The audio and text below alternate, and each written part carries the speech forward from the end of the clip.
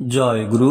ইষ্টপ্রাণ দাদা ও মায়েরা, আজ শুভ শুক্রবার 29শে আগস্ট, শ্রী শ্রী ঠাকুরের 138তম শুভ জন্ম মাসের আজ দ্বিতীয় জন্মবার, দ্বিতীয় শুক্রবার। আজ শ্রী শ্রী আচার্যদেবের এই অমৃতময় কথাগুলি জেনে নেব। সমস্যার সমাধান আচার্যদেব দিয়েছেন গত মাসের আলোচনা পত্রিকায় প্রকাশিত হয়েছে, এবারে বিস্তারিত। আচার্যদেব বললেন, বাড়িটা কার নামে? ওই মা বললেন, আগে আমার স্বামীর নামে। আচার্যদেব বললেন, স্বামীকে বলতে হয়, তুমি বাড়িটা আমার নামে করে দাও, কারণ এটাতে ওনার ভবিষ্যৎ সুরক্ষিত হবে, অন্তত যে কটা দিন উনি বেঁচে আছেন।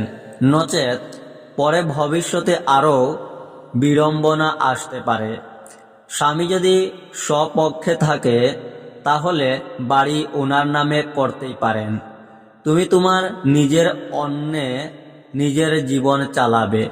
বৌমার সাথে মতের মিল না হলে তাকে স্বাধীনতা দাও, থাক সে তার মতন। তুমি তোমার অন্নে তোমার জীবন অতিবাহিত করো, সৎসঙ্গে যাও, দীক্ষাপত্রের কাজে যুক্ত হও, 4-5টা লোকের সাথে মেলামেশার মধ্য দিয়ে সামাজিক পরিচয়টাকে বৃদ্ধি করো। তাহলেই দেখবে তোমার ব্যক্তিত্বের একটা পরিবর্তন হচ্ছে। তখনই এই পারিবারিক সমস্যাগুলো আস্তে আস্তে কেটে যাবে।